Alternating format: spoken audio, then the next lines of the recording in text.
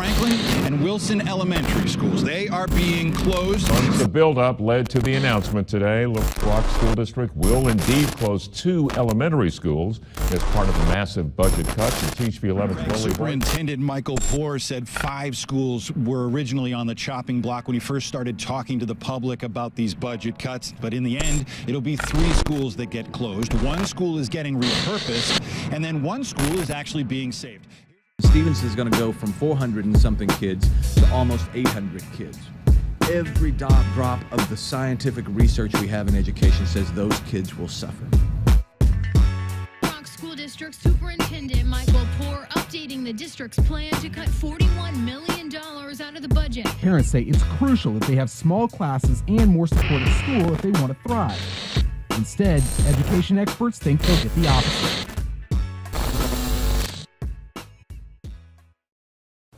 If the schools were to close, what it would mean to me, I have a 5th grader, so he'll be going to the middle school. But when I look at it as far as closing the elementary schools in those areas, you are not giving those children access to close education. To me, it would mean that you have said, that the school district has said, we don't care, or we're going to put our monies elsewhere.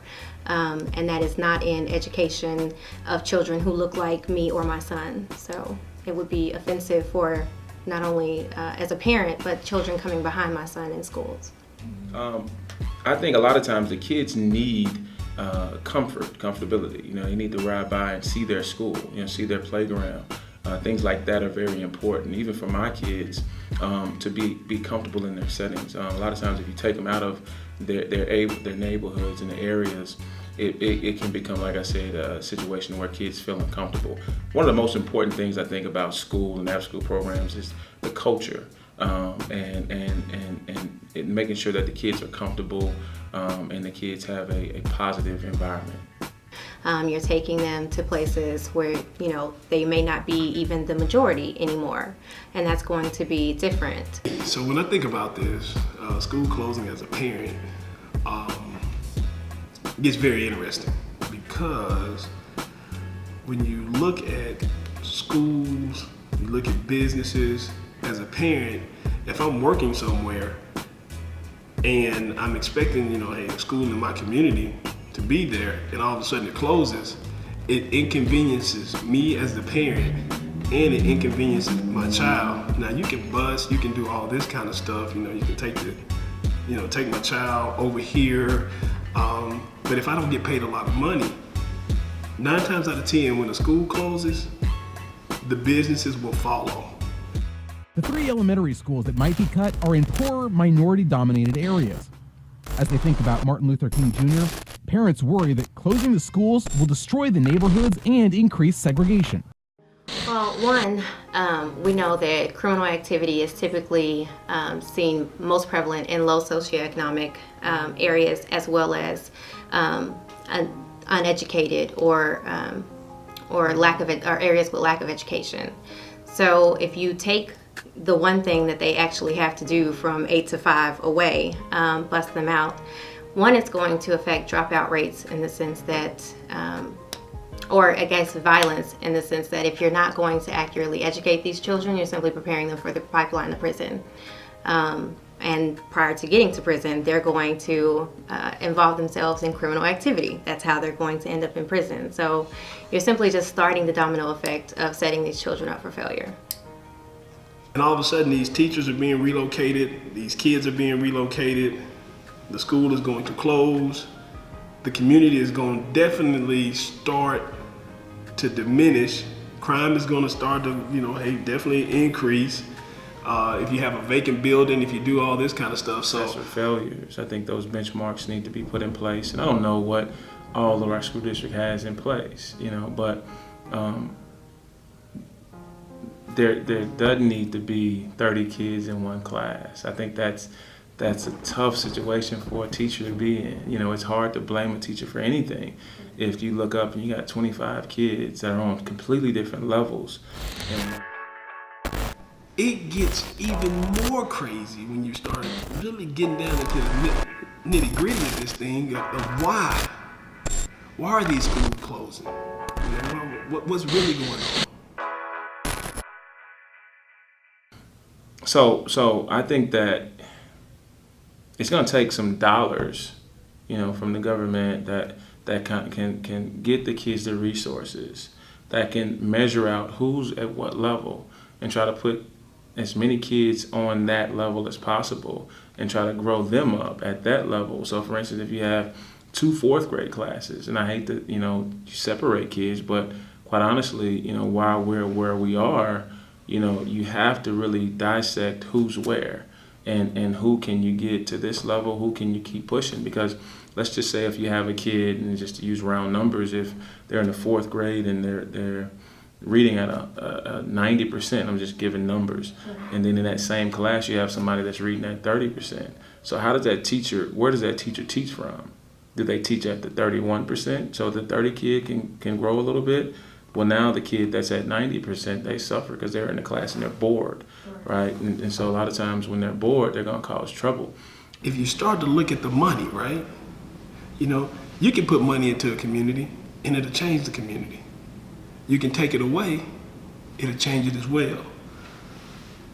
So the answer to this question, it's sophisticated in a way. When you look at it, that school, elementary school, middle school, high school, whatever school it is, if it closes and it's in the center of a community, and it's a community-based school, if you're closing it, what is the alternative for that school? Because ultimately, if you're shutting this down, what are you going to do with it? Well, you can turn it into an alternative school. You can do all these different things. But the reality to it is that what positive impact are you going to have on that community? And that's the question to me, not trying to reframe or anything like that, but that's the question that we should be asking these legislators and these politicians, because they know what they're doing, but the effect of this on that community, the only way I see it, from a parent, even if you look at it from a professional perspective, there's going to be an issue, and this is just one of many issues, but this is going to feed into other issues and cause problems. Let's think about it. If I grow up in a community, I go to the school, my grandma's house is right down here, or whoever house is right down here, it's what happens when the school closes and I go somewhere else? What happens? School is an anchor in the community. Children walk to the school. The school is a focal point for different activities. And when you close that school, it's almost like you're taking a heartbeat. Then what ends up happening in that community, all hell breaks loose.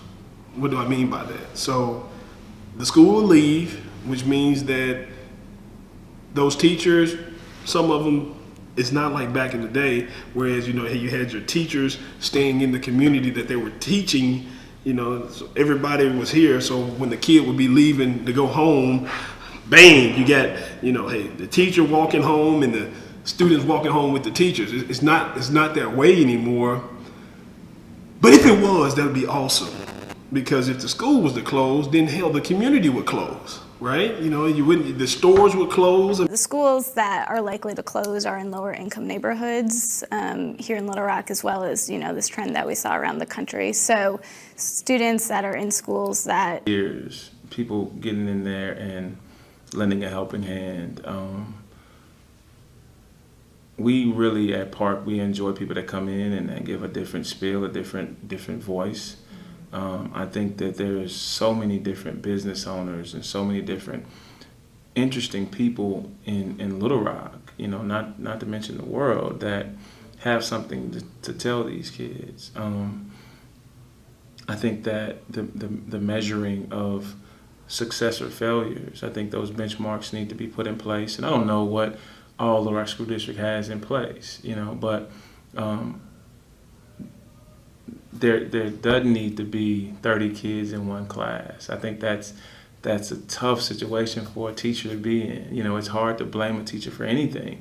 If you look up and you got 25 kids that are on completely different levels in one class. Their main assets or their main focus is not going to be on children because, like Maslow's hierarchy of needs, their basic needs aren't being met. So they're going to actually need to focus on that.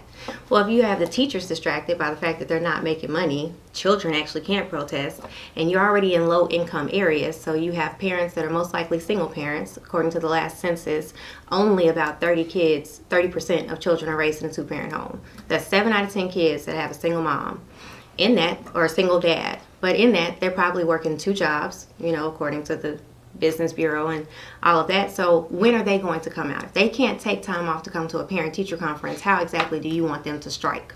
If they can't take off to, you know what I mean, come and go on a field trip, how exactly do you want them to rally together? Because again, they're still worried about their basic needs. So it's not that it's necessarily so easy, but we assist in making it easy by, you know, not all of us simply not taking a stand.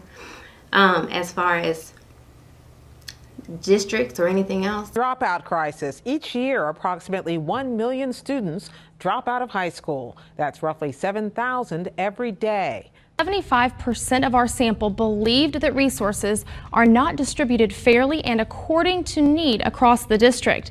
That's one of the many powerful quotes that was revealed in a study compiled by Arkansas community organizations and the UAMS College of Public Health.